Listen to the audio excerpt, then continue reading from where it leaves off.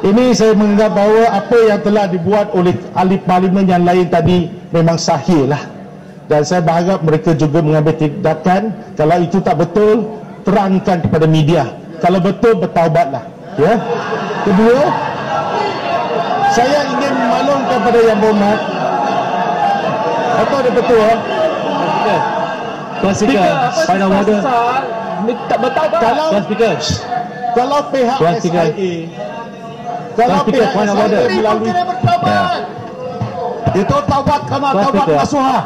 Menteri pun kena bertaubat. Dah bagi jalan yang betul tidak? Ya, poin order mana Yang Hormat?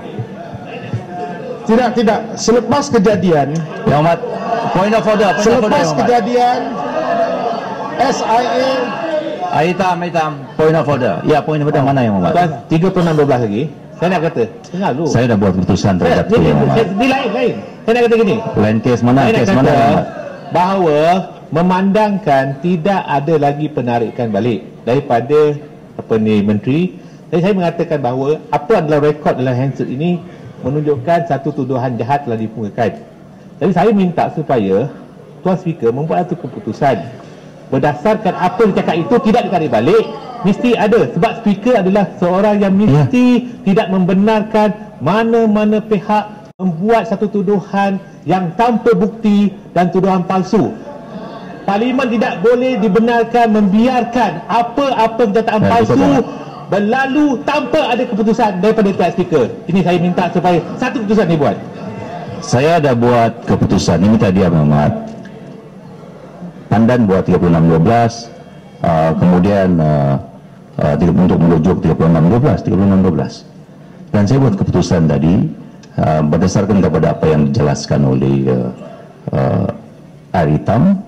Kalau seperti yang diminta oleh Pandan, sekiranya benar-benar akaun itu datang palsu, dia harus membuat kenyataan sebelum ini. Sebab itu keputusan saya untuk meminta agar air hitam meneruskan perbahasan dan tidak menyentuh kembali kepada isu yang dibangkitkan. Itu keputusan saya. Tapi dalam answer still tuduhan itu wujud. Dia mesti dipadam jika tak betul. Apalah Yang Hormat, Anda dah buat penjelasan.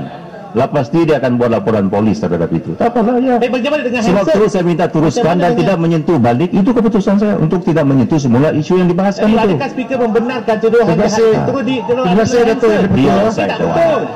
Saya menghormati keputusan yang bagi sampai itu pun Yang Hormat. Tuan Speaker, tapi dia sentuh balik. Tak ada. Dia kata saya dah minta, maka dengan ini saya dah minta adalah sahih.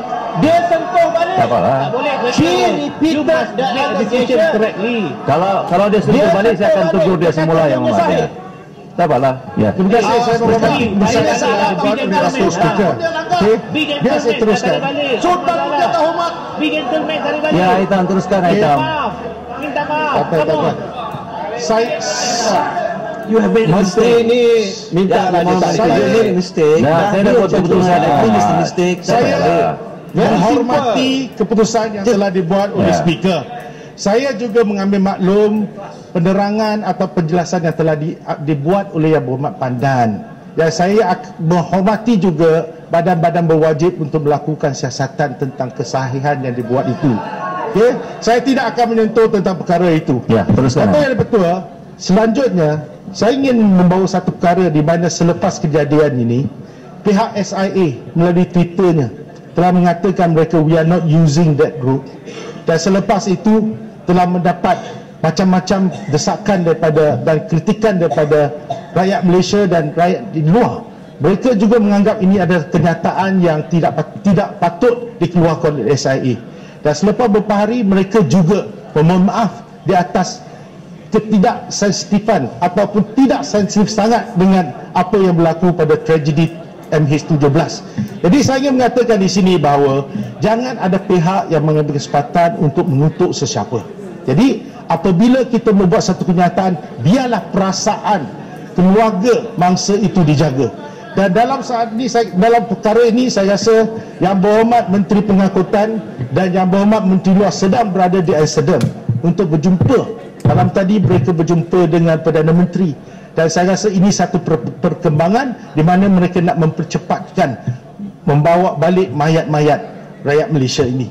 Jadi kita seharusnya bersyukur, dan saya memang setuju dengan kenyataan Yang Amat Berhormat, kita mengutuk sekeras-kerasnya mana-mana negara ataupun mana-mana pihak yang melakukan keganasan dan menembak jatuh pesawat kita, dan kita kena membawa mereka ke muka pengadilan. Dan sebab itulah apa yang telah direncanakan oleh Yang Amat Berhormat, khususnya melalui sidang khas ini, kita memang sokong, dan kita harus menggunakan saluran ini menyampaikan apa juga maklumat yang betul kepada rakyat pada waktu yang sama, seperti mana yang kita pernah ambil pendirian terhadap isu Israel, pemberontakan pencerobohan Israel terhadap Semenanjung Gaza yang pernah kita lakukan satu sidang khas. Dan kali ini saya berharap rakyat Malaysia, khususnya wakil rakyat kita dari kedua-dua pihak, kita dapat sokong usul yang dibawa oleh Yang Amat Berhormat Perdana Menteri. Saya ucapkan terima kasih dan tahniah kepada Yang Amat Berhormat di atas segala usaha yang telah dibuat oleh Yang Amat Berhormat untuk mengendalikan perkara ini. Terima kasih.